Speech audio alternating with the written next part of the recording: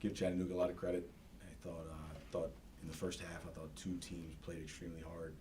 I thought both teams made it extremely hard to run offense on both sides. And, I was proud of our energy. I was proud of our effort. We held them to 20 points in the first half. We had a lot of deflections, and we had a lot of multiple effort plays. And usually in games like that, you don't see a turn. Usually if you can start out playing that hard, you kind of get in the game and you see that it's having an impact. For the most part, you don't always play perfect, but in a game like that, like, you don't see the effort changing. And tonight the effort dropped, and it was pretty visible. And so that's a responsibility on me. It's not the kids' fault. It's not the players' fault if they're out there not playing hard enough. It's my fault for having out there not playing hard enough, and that's what we got to figure out. And 6-point loss. They win the second chance, 14-6. That's +8 right there. I thought it fueled their run. When we had the 9-point lead, and it basically evaporated very quickly. And two of those offensive rebounds, we had hands on both of them, and unfortunately, we weren't able to pull the ball. So, hey, reoccurring things keep coming up, and I got zero interest to talk about. We're not making shots. I can care less about that. Okay, we didn't make shots first half either. We were up 7. So we're not making shots right now, right? Newsflash, right? Like, we're not making shots right now. So we're either going to go out there and have a consistent effort, and we're going to have the leadership to go out there and embrace a hard game, or we're not. And if we're not, we got to be willing to take the results that we're dealt, and we will get this fixed. This is completely on me. Coach, in the first half, you had 10 assists on 11 made shots, and I think at one point in the second half, you had 2 on 9. Is that a reflection of the effort dropping, the lack of ball movement? I think just allowing the frustration of the game to elevate internally to where now we just don't move it as much. And, I think that's, listen, this, they say this game is really, really mental. I think this game is really emotional. You've got to be able to play this game and when things aren't going in your favor, because the ebbs and flows of the game, they're fast. And it can be up quick, it can be down quick. You've got to be able to stabilize. And, you could sense it. And look, we tried really hard. I thought we had a good week. I really do. I thought that we had, good energy in practice. I thought we had good team meetings, good film sessions. We made it as a point as staff tonight not to really get caught up in the things we don't control. Didn't say much to the officials. Try to be pretty calm in timeouts. Try to put those guys in the best situation we could. And to lose a game, I can handle losing. I can handle losing. I don't like losing, but for me in my life and what I stand for, what I believe in, this is not the end of the world to lose a game. But if you go out there and you play as hard as you can, and you give everything you have, and you lose, that's one thing. But when you lose and you did not give everything you had, that's unacceptable. And tonight, unfortunately, like, it just, when you get frustrated and now all of a sudden, we're taking step back threes with no paint touch. We're taking reversal threes, no paint touch. And it's fundamental. It's what we've talked about all week. And so if the players don't, we've got to get them to do it. It's not their fault. We have to get them to do it. And, if we're going to go out there and run offense, Scott, and we're not going to get the ball in the paint, I'm going to tell you this, we're not going to make shots. And so it's this game can be unbelievably complicated, but from a principle standpoint, it's pretty fundamental. The second half, they started the second half, they had 10 to 12 possessions in the paint. And so guess what they were doing? They were scoring. And unfortunately, we let that affect the rest of the game. On the flip side, this is their 11th second half comeback of the season. So it's a learned, I guess, trait. And you can't tell me they shot well in every game, but they defended well and their effort was there. I thought you guys' effort, it just expended so much energy defending, and then you mentioned the mental part of it. When they get an offensive rebound, that's kind of takes the air out of the bubble, so to speak. Can you is that maybe what you're talking about, and how hard is that to address when your team does defend well and then they do give up the loose ball, because that takes a certain amount of discipline as well. Well, in this game, if you don't get the rebound, you didn't defend well, and you have to finish possessions. And finishing something that we've got to continue to get better at. We've got to finish games. All 3 of these losses, we've had a lead at some point in the second half.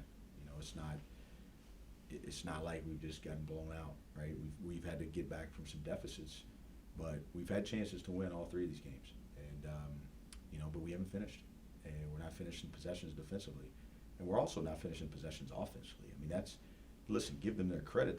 They got some offensive rebounds. We had 0 offensive glass effort today, and I feel like this game comes down to the hardest playing team that gives the most energy. And, I didn't have our team ready to do that for 40 minutes today. And I take full responsibility for that.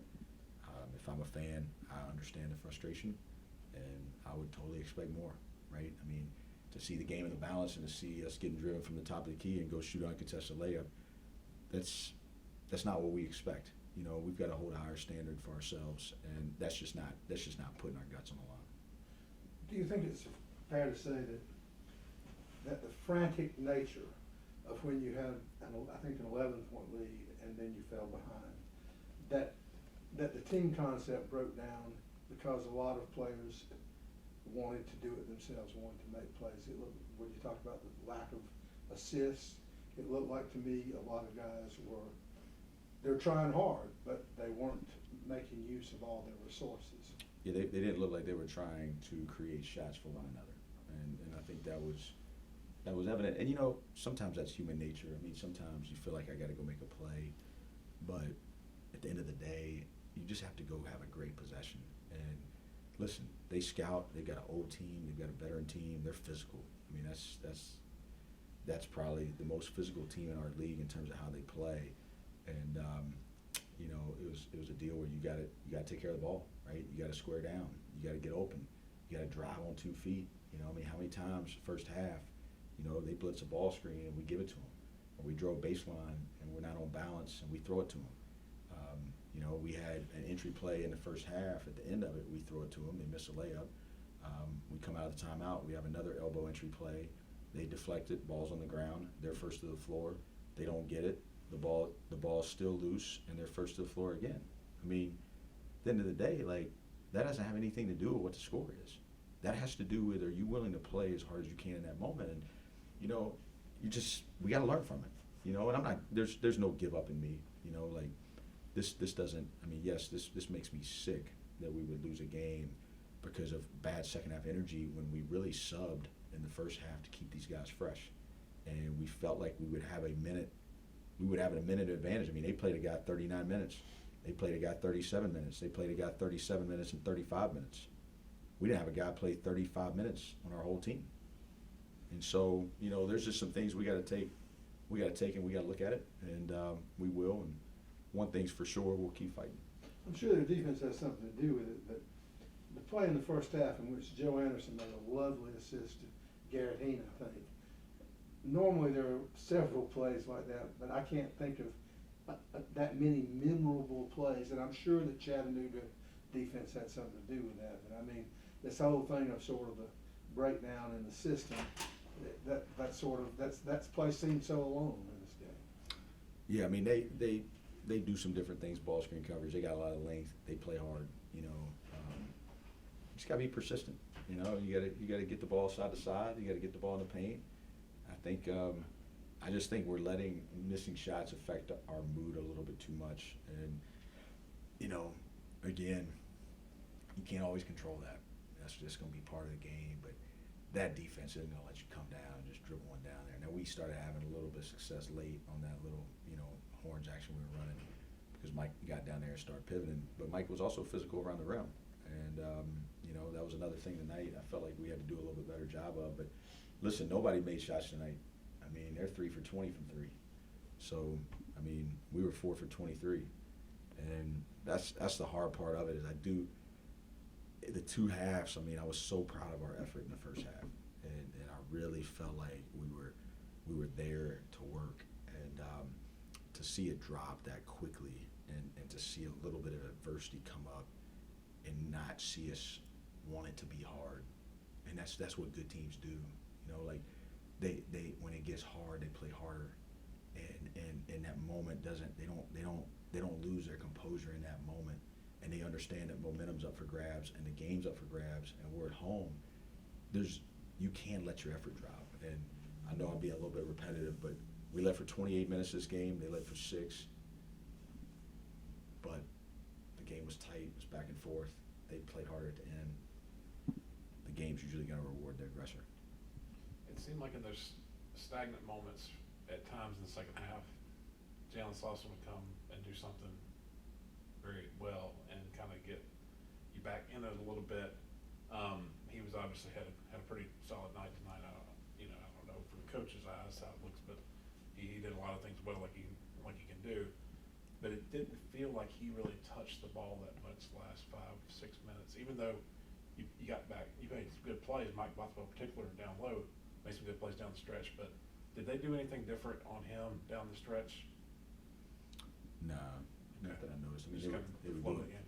yeah, just the flow of the game. I mean, it's I'll look at it. I mean, I knew it was going to be a hard offensive game for us in some capacity. I mean, again, the way we're built, 4 for 23 from 3 is not really a good recipe for us.